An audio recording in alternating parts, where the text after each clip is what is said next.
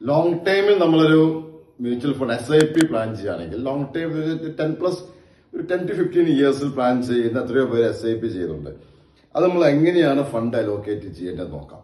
Long time അത് കൂടുതൽ high റിസ്ക്കും high ഗ്രോത്തും കൂടുതൽ വോളറ്റാലിറ്റിയും അത് മുകളിലേക്ക് കയറാൻ സാധ്യതയുള്ള ഫണ്ടുകൾ ഇൻവെസ്റ്റ് ചെയ്താൽ നന്നാവുക.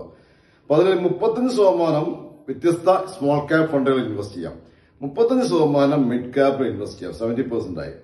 നമുക്ക് 20% ഇന്റർനാഷണൽ എക്സ്പോഷർ ഉള്ള നാസ്ഡാക്കിൽ അതിലൊക്കെ വരുന്ന ഇന്റർനാഷണൽ, അതായത് ഇന്ത്യയിൽ ചെറിയൊരു ഇതുപോലെയുള്ള ഒരു സ്ലോ ഡൗൺ ആണെങ്കിൽ ഇന്റർനാഷണൽ എക്സ്പോഷർ നമുക്ക് കൂടുതൽ നമ്മൾ സപ്പോർട്ട് ചെയ്യും.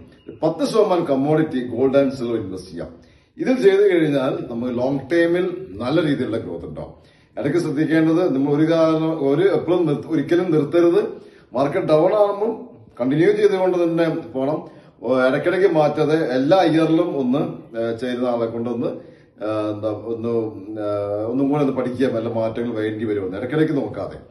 അത് മാത്രമല്ല, ചില സമയങ്ങളിൽ കൂടുതൽ ഇൻവെസ്റ്റ് ചെയ്യാൻ പറ്റിയ സമയങ്ങളിൽ മാർക്കറ്റ് ഡൗൺ ആവാത്ത കൂടുതൽ ഇൻവെസ്റ്റ് ചെയ്യുന്ന കുറെ കാര്യങ്ങൾ ചെയ്തു കഴിഞ്ഞാൽ നമുക്ക് മിനിമം ഒരു 13%, 10,000 രൂപ വെച്ച് നമ്മൾ 15 കൊല്ലം അടയ്ക്കുകയാണെങ്കിൽ തന്നെ നമുക്ക് 50 ലക്ഷം രൂപ 15-ാമത്തെ കൊല്ലം കിട്ടും.